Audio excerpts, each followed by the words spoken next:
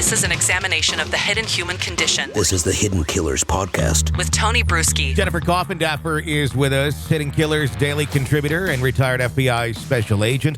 We're continuing our conversation about expert witnesses in the trial of Brian Kohberger. Got to be confusing for a jury because you're going to have prosecution coming in with their own experts and such and their own observations on the case and the testimonies from SLED and everyone else who's involved in this. And you're going to have one set of experts saying this, and then you'll have another set that may say something different. We don't know. You're talking about credibility here. If we're talking about science or something of that nature, you're thinking the results should end up basically the same either way. Should they not? They should. They really should. And I think that's the interesting part of this. A true expert, and I've seen it many times, they don't differ that much because if it's a scientific situation, the science speaks for itself. So in the case of DNA, that's what we're looking at. It's sort of different when you have these opinions on interpretation sometimes of cell phone records, pings, and things like that. You know, people can try to muddy the waters in terms of even the databases they use to extract that digital forensics. But to me, what separates the good expert that is believed by the jury and the one that isn't is the years of experience. For instance, in this case, with the Kohberger case, you're going to have likely the FBI special agent. He's actually a supervisory and special agent that testified at the Murdaugh trial. I would expect to see him in this trial. He's kind of the godfather. This is what he has chosen to spend his life and work in the FBI doing. So it's not like an agent that has worked a lot of different cases on several squads. This is their expertise, and it's really unmatched in the field.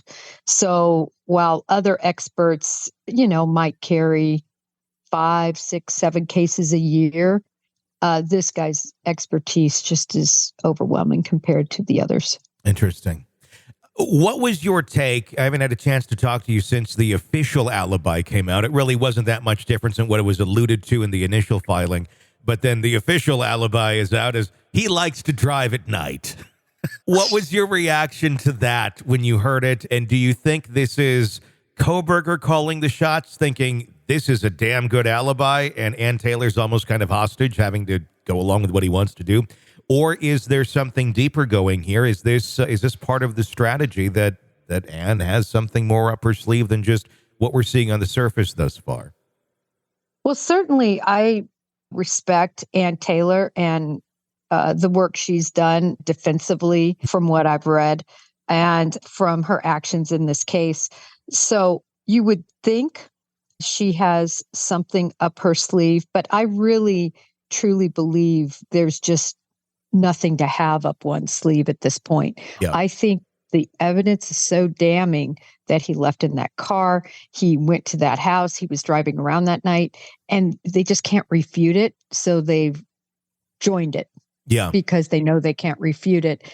And then they're going to rely on the fact that the phone was off for 2 hours to explain, whatever they end up saying. Oh, he was in a dead spot. Oh, no pun intended, sorry. Yeah. He was in, decided to turn his phone off and take a nap, whatever they decide to go with. But because the evidence is so strong, that's what they had to go with.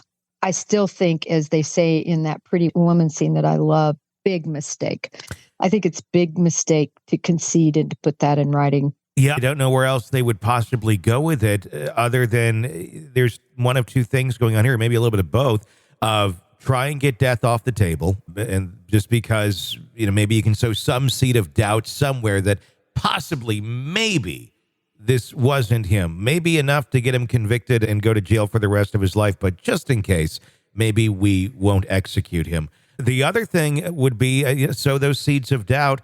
And I was talking with Robin Dreek about this yesterday. Are they going down the path to the jurors saying, you guys are smart. We got these experts here. They say this, but you can use your own judgment. Use your judgment, not necessarily that of others, and really kind of enable play to the jury and make them think they're smarter than they actually are and go down that route of reasonable doubt by basically muddying the waters.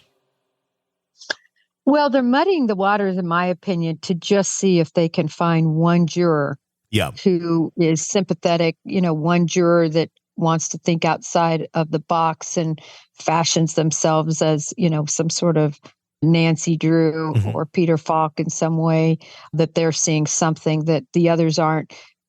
That can happen. You can get a lone wolf on the jury that no matter what the evidence is, they are not going to vote for a conviction.